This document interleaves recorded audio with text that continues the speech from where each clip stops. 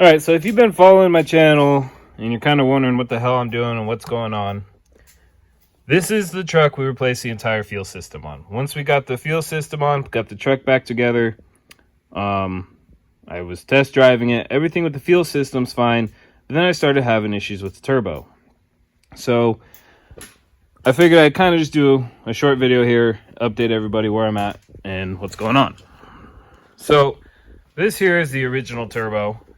Once we got it back together, I was getting codes for the, the turbo vane actuator learning limit exceeded. So basically what it's saying is, every time you unlock the doors, open the doors right before you start it, this thing sits here, switches the vanes back and forth, makes sure everything's within tolerance. And basically what that code is saying is it's not within tolerance. So the vanes are all sooted up, warped, whatever.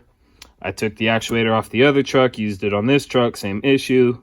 The old actuator on that truck, no issue, so I kind of eliminated the actuator. Now, the truck did have this issue before. I was able just to relearn the actuator, and that solved the problem for probably 50, 60,000 miles, something like that. If you know anything about the VVT turbos, it's kind of always been an issue. Once they say they're out of tolerance, it's usually meaning it's time to replace the turbo. Replacing this is usually a long shot. Sometimes it works. Most of the time, it's the turbo itself. Well, I bought the reman turbo from BD Diesel. This isn't a knock on them, but the reman, I installed it. Everything was fine, but when I was towing an empty trailer or intermittently on the test drive, I was getting underboost codes on my truck. So I tried troubleshooting it. I went through everything, make sure there's no boost leaks, making sure everything was good and hunky-dory. Well, I took it to someone who knows better than me, and they discovered that there's something going on with the vanes inside this turbo. So if you can hear that, it's rubbing or catching on something. And then you can actually push the vanes all the way in, and it'll just stay. It's not supposed to stay. It's supposed to spring back on its own. Kind of like this one, no resistance. So that's the issue with the reman from BD. Now, I'm not going to pick on BD just yet. There's always a risk, when you're running reman parts. I knew that they were the ones who could get me one the soonest. That's why I did that. And it came with a new vane actuator, which I figured was a good thing, but turns out this one's no good. I want to be clear, I'm not knocking on BD. These things happen.